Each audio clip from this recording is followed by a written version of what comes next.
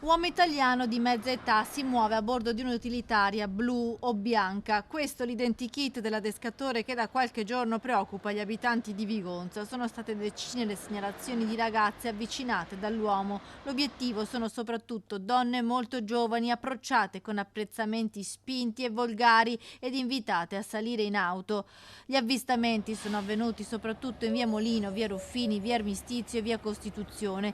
Il sindaco di Vigonza, Gianmaria Boscaro, ha già disposto un'intensificazione dei controlli. E noi abbiamo già rafforzato i pattugliamenti della polizia locale perché c'è stato segnalato che quest'uomo agisce tendenzialmente tra mezzogiorno e le 5 di sera, quindi nel pomeriggio, durante il pomeriggio, e quindi abbiamo messo in campo i nostri agenti di polizia locale per pattugliare la zona. Ma nonostante questo intervento è importante innanzitutto che le famiglie prestino un'attenzione particolare. Quello è un quartiere residenziale dove vivono molte famiglie ed è bene che siano tutelate soprattutto le donne più giovani che sembrerebbero essere l'oggetto di questi apprezzamenti.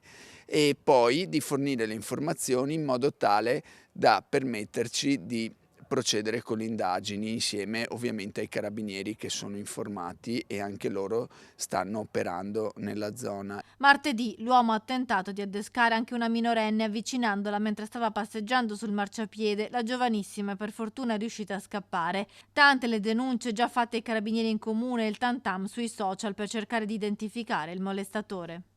Chiedo se ci possono essere forniti dei dati più precisi non solo sull'uomo, ma ad esempio anche il numero di targa o il modello, in modo tale che riusciamo anche attraverso dei controlli incrociati a individuarlo.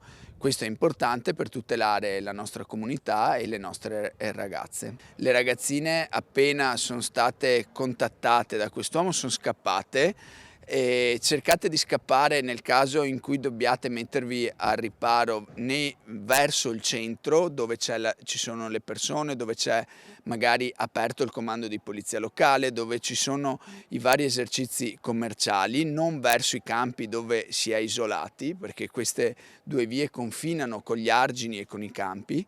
E appunto segnalateci o a noi o ai carabinieri nuovi eventuali episodi